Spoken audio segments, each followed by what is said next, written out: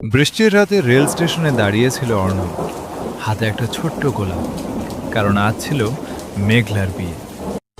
এই স্টেশনে একদিন তাদের প্রথম দেখা হয়েছিল।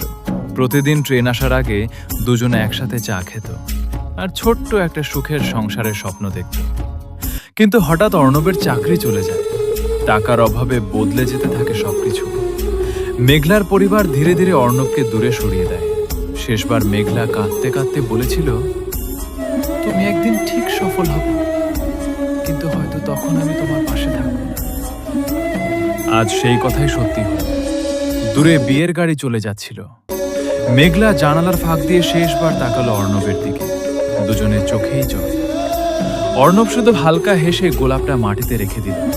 ঠিক তখনই ট্রেনটা স্টেশনে ঢুকল, আর বৃষ্টির শব্দে হারিয়ে গেল তাদের না বলা ভালোবাসা চিরদিনের জন্য।